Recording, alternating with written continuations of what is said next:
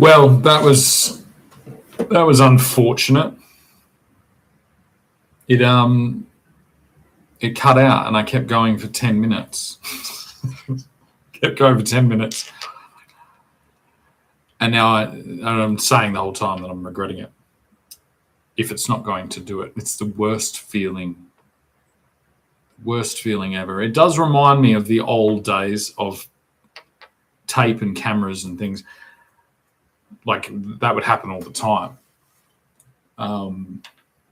So I suppose, you've got to be grateful for what we have now. But that model that I was speaking about, that was instituted onto my mother based on her interactions with NASA, basically created a situation where traditionally disruptive behavior like promiscuity, challenging authority, especially from women, was kind of led. It was led via the instrument of a socialized medical system, which led to the atrocities that you speak about. It led to, all the things. And what I can't help is, like, men do this thing when they're attacking other men. And they learn it from, I don't know whether it's intuitive. I don't know whether it's learned. I don't know whether it's innate, but they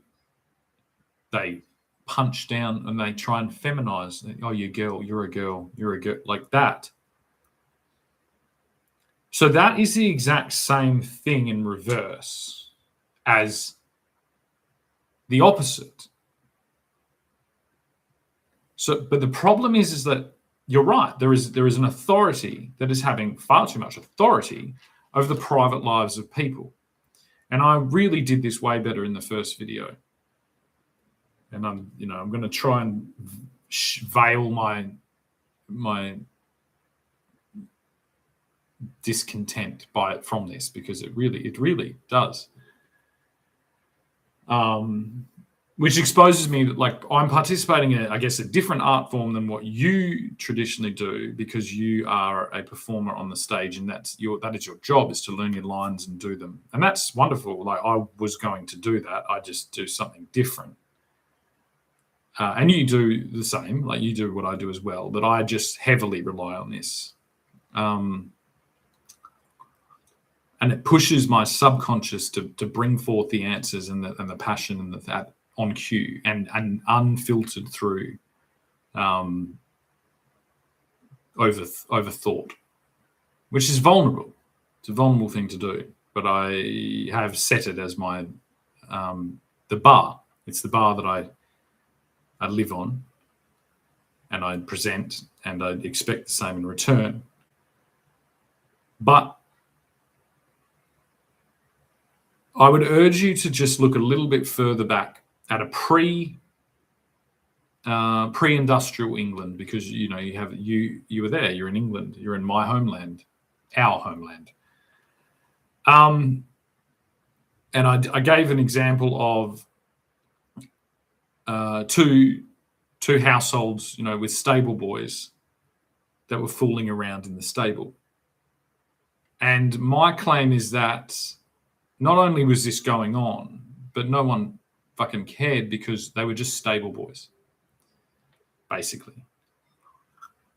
That it lived in the space between the people who were garnering all the attention, which were the royals and the lords and the bishops, and they had monopolies on what could be described as exposure.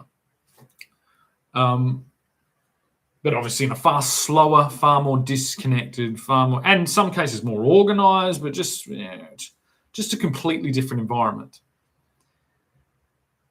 The environment I think we're both speaking to is the environment of homogeneity, homogeneousness, oh, fucking whatever, like sameness, right? The same issue is going on, but very different treatments. The two stable boys having it off 300, 200 years ago, no one cared about, as long as they got their work done. Do you know what I mean? That was fine.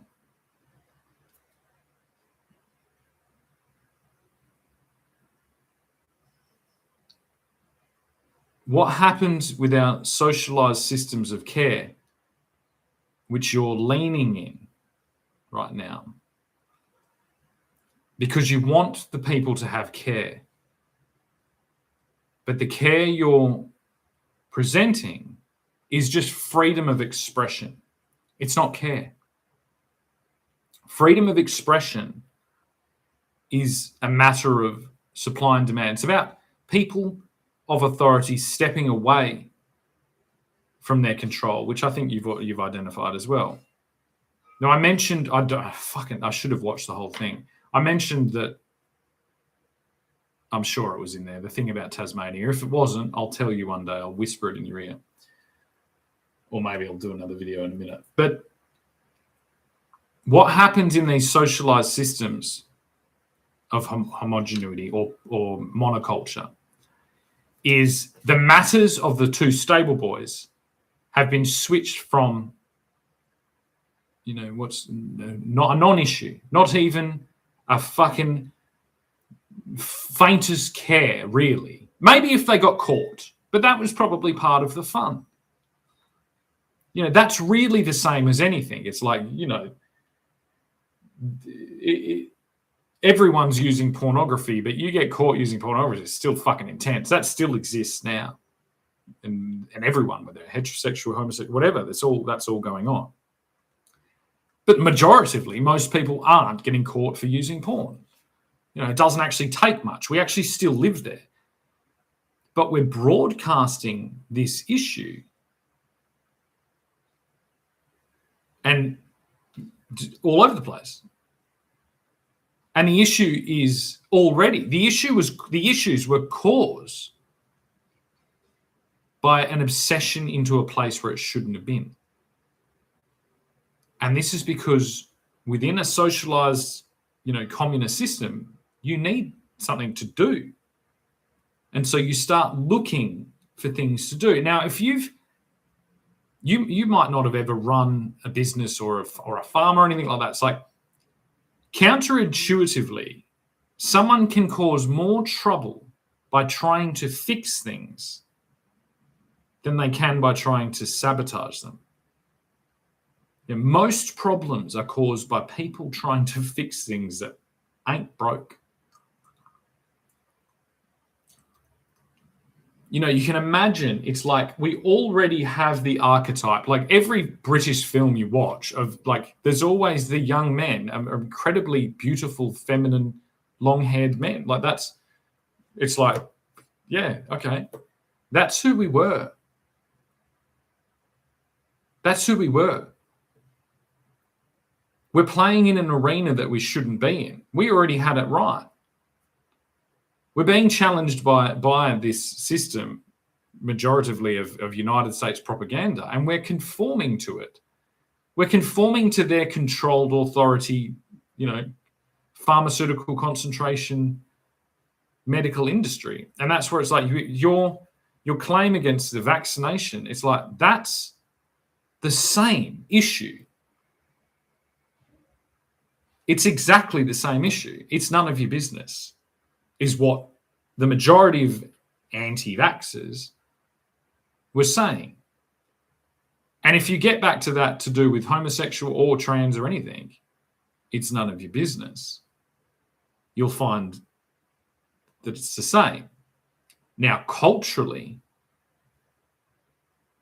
England already had the archetype, the dandy, the beautiful young man.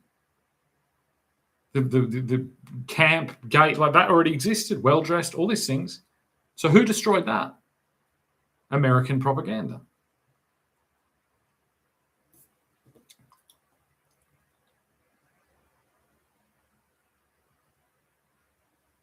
That's it. There's no other. It's like, and you reference the moon landing, American propaganda.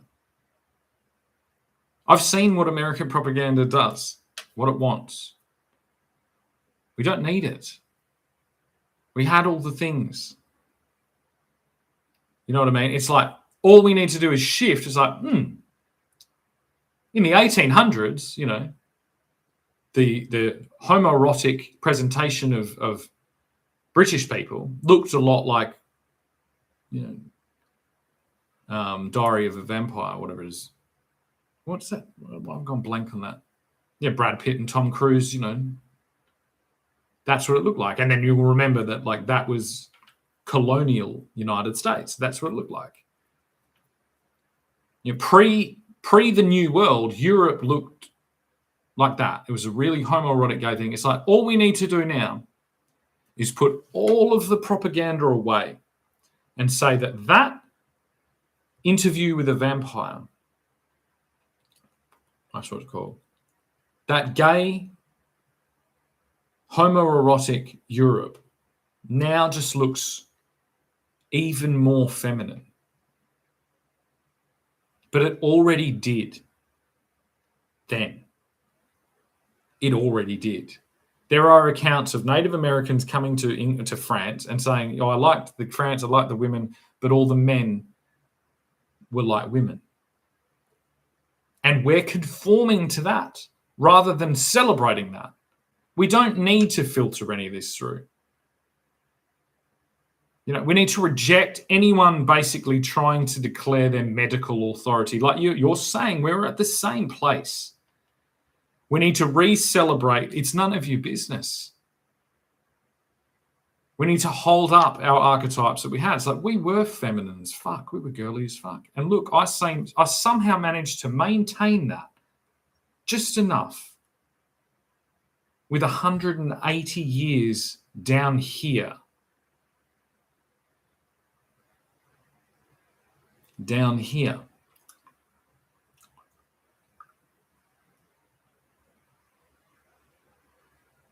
That's pretty cool. And it's like, it can be both. Because it's like, we need to recapture our archetype. And we stole it off the Greeks. You know, our version is like, our aristocracy were this. And we celebrated that. So did the Greeks. The Islamic or the Arab nations of the world, they didn't. They exploited it. They installed them in their harems and things like that. So we just had a different way. We don't need to, and really, like, what it comes down to, it's like, socially, there is a discomfort with two men flirtatiously interacting on the internet, which in the last one I did way more. I was a big old flirt. And in this one, I'm coming across as like a school teacher, and I'm quite offended. And it was really sensual, and that's what you deserved, and that's why I'm pissed off that it's gone. But the same level of unacceptability, the social unacceptability of two men being flirtatious. You know what I mean? Whether presented as women or men or whatever, it's like all of that. It's the same as the Epstein thing. So I declared that, like, hey diddle diddle, the cat and fiddle, the cow jumped over the moon. It's all part of a global, you know, dairy cattle industries campaign to lift the superiority of cattle-derived dairy and cheese to the mainstay of the diet, which I really do think is the case. If you've heard hey diddle diddle 10 times before you reach adolescence, you're gonna prefer cow cheese to goat's cheese or sheep's cheese. That sounds like weird peasant shit from fucking either Russia or from I don't know, Greece or something like, or Middle East. They're the one. You know, that's the type of thing we're talking about. We need to celebrate the whole spectrum of British masculine presentation, all the way from the biggest sissy cross-dressing furry, trans, full surgery, full thing, right, all the way to, Tyson Fury. That is our expression. That is actually our acceptable expression. It's just that doctors like to intervene. Doctors, politicians, lawyers, socialists, all social workers, all the people that want a job working for the government.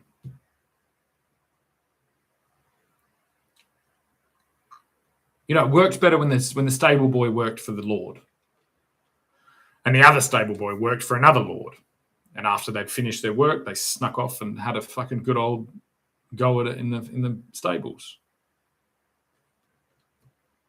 It wasn't anyone else's business. It certainly wasn't the government's business, because the government didn't really exist. The government in an estate was the person there. It's like you had one government to deal with. Now, in the worst case, that was terrible. And in the best case, that was wonderful.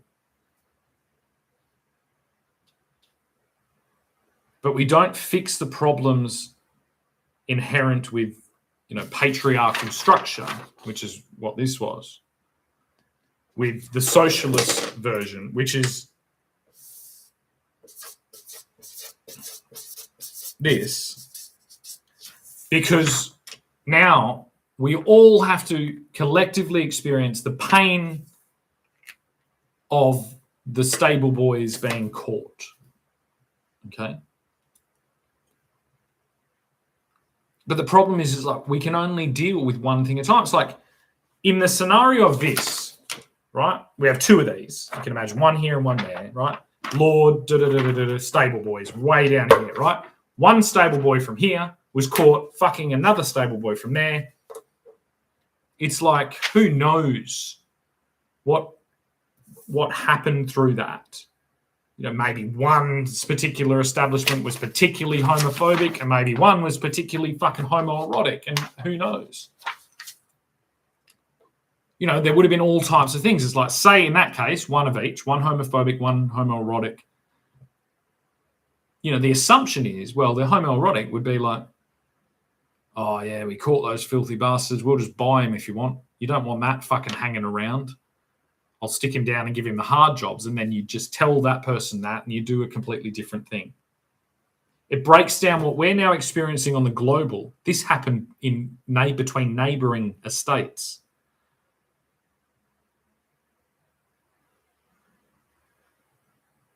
It just wasn't anyone's business. I made a video earlier where I said you have three options. You have challenge, submit, or elsewhere. The problem is you're stuck in your own hyper-nationalist, ultra-nationalist version of the UK, which tells me that despite my family residing on that island for 1,000 fucking years and a literal mountain being named after a member of my family right next to the fake mountain that the royal family claimed, I can't get a passport to the UK. I don't care about the fucking UK. It doesn't exist. It's a bankrupt organisation filled with fucking criminals, the same as Australia is. They're about the same age. They act in the same way. They're both fucking collectively propping up this middle-class delusionary fucking concept of, monoculture. It just doesn't work. Challenge, submit, or elsewhere. Your entrapment that you're describing and the abuse was caused by the removal of the challenge. You couldn't challenge because the structure became monolithic. It wasn't like that. Despite the preconceptions of communists that the king was a total ruler, it wasn't like that at all. So you always had the right to challenge. Now you might get hit back. You might get some disciplinary action if you challenge too hard. So it's a balancing act. So you challenge a bit. No, there was no submission. You either submit or you go elsewhere. That's it. As men, that's the options that we had. It's like yes, there were probably fringe cases of absolute abuse towards homosexuals, but there were also probably the same against, and definitely there was against Catholics, against Protestants, against, witches, against fucking, probably mimes. Mimes probably got a really fucking hard time. Anything French. And so the elevation of this one particular instance of homophobia, being elevated to the forefront of all of our conversations really is doing an injustice to everyone. It should be a matter to fall back into these three options. And that's life, isn't it? That's what life is. Then you've got options. The problem I hear from everyone, especially the trans people in the UK, is that they're not having this. They're trying to challenge, but they're challenging monolithic authority. Like every conversation, like the stable boy almost never would have had an interaction with the king unless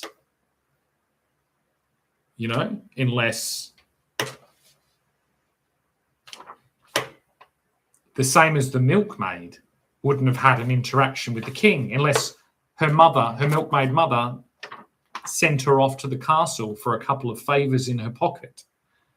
An individual, not a fucking organized criminal, just our culture.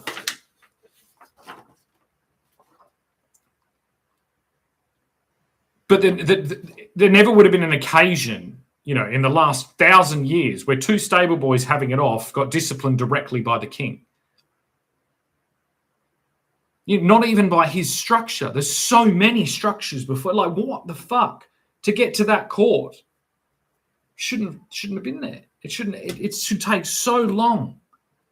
And more than likely, there was just like, whatever. And we don't know because no one wrote down the fucking stories and they couldn't even write. So no one knows. There's just a million fucking romance fucking novels of two stable boys having it off in a fucking stable that have never been written. That's the English Brokeback Mountain. That's all you need to do. Where do you think that archetype came from? England. And then it's the story of Brokeback Mountain being interesting and a novel is because it was through the lens of American propaganda, which told us all that we were to be hyper heterosexual fucking steroid fucking bodybuilders fighting aliens and such. It's not hard to see what's going on here. This is, and we just need to ask politely. For respect, please respect our culture. We can ask aggressively, but that's the whole point. It's like our system didn't require that. You aggressively stole our territory a long time ago, and you've been aggressively, feminizing us to claim authority over the world.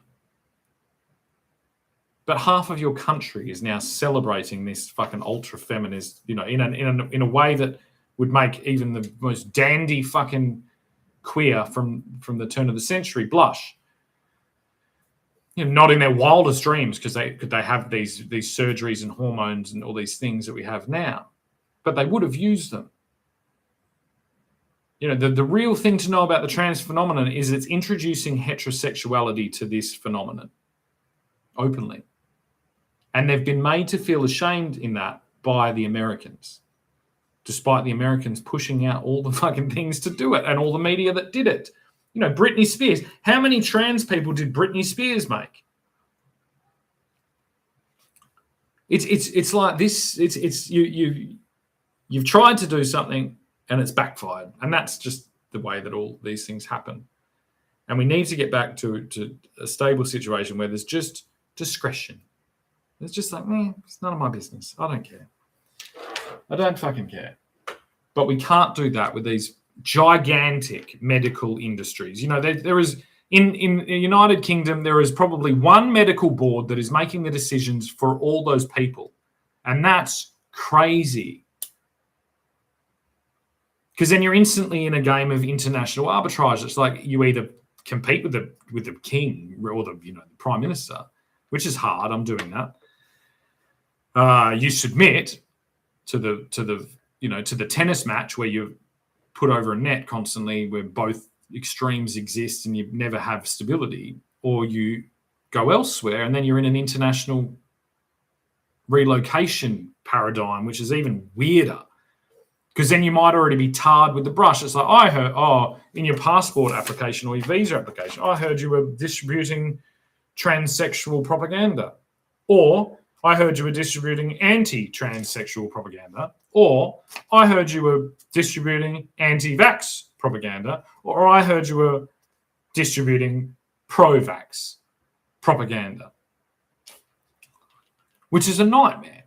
How the fuck do you move? You can't move.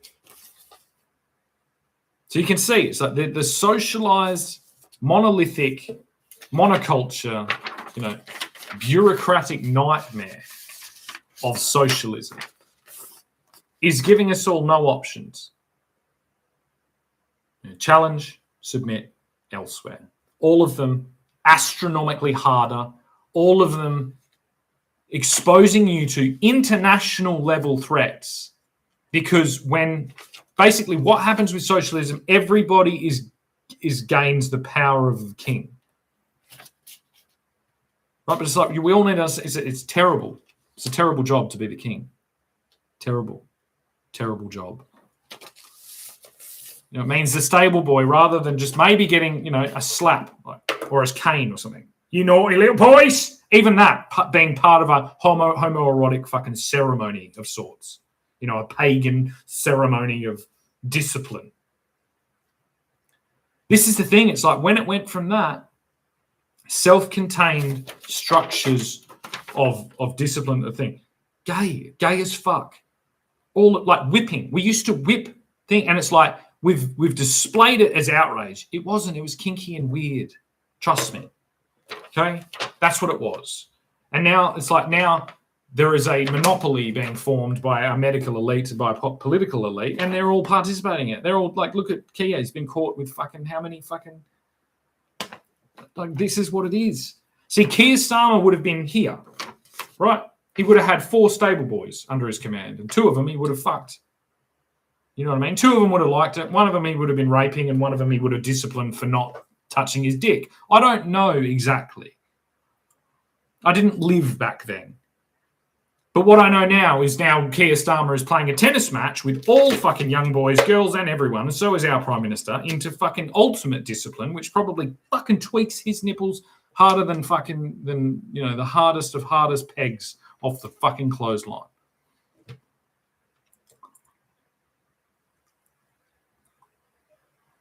The important thing is it doesn't matter. No one fucking cares. Make it fucking interesting for it to care. You know what I mean? It's like make it burst through the monotony, not broadcast, as a tennis match of opposing musings. Because that's what it's gossip. You know what I mean? The 2 stable boys having it off didn't really affect, as long as they did their work, as I said, as long as they didn't make too much noise, as long as they didn't fucking, be whatever the fucking conditions were. The main thing was that the homestead, the estate, the stable, the industry, the farm, the fucking whatever kept going. And that's the same with everything. It's like, look where we are. Is it disrupting our industry, our workflow, our productivity? Yes, because it's in everything, constantly. That was the one rule.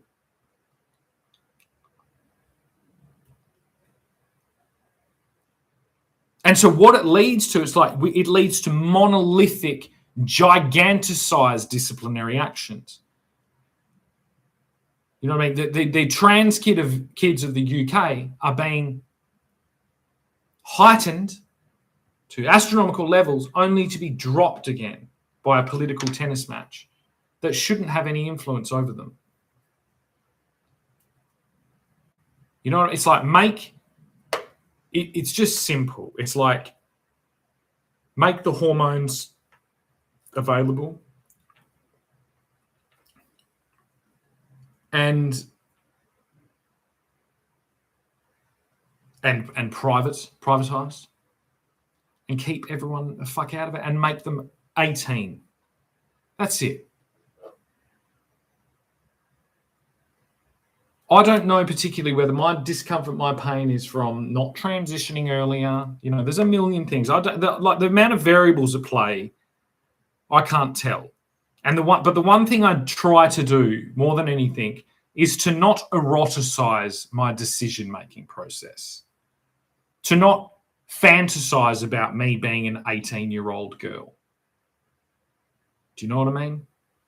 And I think the main reason for that was because I was with 18-year-old girls when I was 18. And so it didn't make a difference. I wouldn't have had children. I wouldn't have had the experience I had in order to defend and make this argument. I wouldn't have had. So it's like it then distributes based on true demand. It protects against abuse in the way that you can exactly abuse someone by trying to say, no, you're not a girl, you're a boy, as you can by saying, no, you're not a boy, you're a girl. It's exactly the same. We need to get better at understanding, and this, unless we have really well organized and disciplined and well-meaning, which means that we need to have a good example at the top. That's the whole point of it. Everyone thinks that that's the king. It's like, no, that's one estate of many that exist under another level, under another level, under another level, under the king. If this person's no good, this will be no good, and this will die. Right? There used to be thousands and thousands and thousands of these nodes that made up the British Empire. And now there is 2 ridiculous prime ministers. Or maybe 3, who knows? That are preventing this and claiming to be like the ultimate fucking witch doctors of everything. There's like the answer to all the questions is that there is no answer, basically. There is guidelines. If you make it 18, you make it autonomous, you make it disconnected from the medical industry, but they can still they can check to make sure blood level, all these fucking things. It's the same as everything else. So you can go and buy heroin on the street. Yeah, it's a way bigger thing for heroin users to be under 18 than for them to be over 18. We already have all these things. Now, I'm not saying that these people are heroin addicts, but it's the same with sex. Like sex under that age was not, or marriage, because you had to be married and you had to have sex. So it's like you've opened up all the environments, and then you're hyperfixating on your particular cohort, which you have, but it's just there are solutions outside the realm. And then again, it's like it's not you're an actor, you're a philosopher, you're all these things. It's like you might not know that these are options. I understand everyone's assumption to support socialism. But this was socialism, but it was distributed socialism, disconnected socialism, where you had those 3 rights every day you woke up. You had the right to challenge, to submit, or to go elsewhere. Every day. Fuck this. I'm going elsewhere. That is our culture. Our whole Celtic, European, fucking English, British, Irish, Welsh, Scottish culture is that. Fuck this. I'm going elsewhere. Fuck, I'm going to make me fucking fortune somewhere else. And that's where all these gay fucking, romance novels start. And that's what I said as well. And again, I apologize. The video I did before was better, but this one's way longer. But that's what needs to be written. There is 100 fucking thousand Wuthering Heights level fucking homoerotic stories about 2 stable boys that were illiterate, and that didn't even own a fucking pencil. That happened in the pre-industrial, pre-socialized Britain. Okay, and they existed. And what makes it even more interesting is that because they weren't promoted at the highest levels, like the heterosexual versions, there's this entirely different thing. But that was what made it amazing. And it did interact with the heterosexual normative, because the heterosexual normative was not a romance novel like the modern day films. It was constant, drama. That's why we crave that. So there's like there was countless, homosexual things on the side and just all these things. It's like that's the truth. And the truth spoken plainly and distributed broadly doesn't mean that it's better and right. It was better when it was just discreet, discretionarily, like individually negotiated and on really small terms between really small like levels. And it's like this is where you could just, you'd leave this estate and you go wander off like Oliver Twist and fucking end up in London, or you end up in fucking Manchester, or you end up in somewhere else, or you do the big trip over to the United States, whatever, all these things, and all the gay adventures happened along the way. And if they had the hormones and they had the surgeries and the cosmetics, they would have used them, and the razor blades and all this. If they had all that, they would have used them for certain. You know what I mean? It's like what we've lost in fashion, we've made up for in these hormones and cosmetics. And fitness. I think fitness, I don't think was a huge thing. So it's all of these things. And it's like I'd like to get back to. It's like, can we get the fashion back up again? Can we get the fashion, both men's and women's fashion, like back to a standard that is appropriate, that we can celebrate. And then once all that clothing comes off, it can be the gayest or the hottest or the most sensual of experiences all over the place. But it's like even our fashion was a display of that. It was a display of discretion and of like covering and this. And then there was the thing of privacy. It's like, well, let's take this back to the bedroom. Everything comes off. I think there was globally an obsession with our culture. And so they've pried into the very depths, to the core. They wanted to find the secret of our success. And this is it. It's happening right now in our conversation right now. Now, it's slightly flirtatious, whatever conversation over the internet. It's like they're prying in right now. They're watching.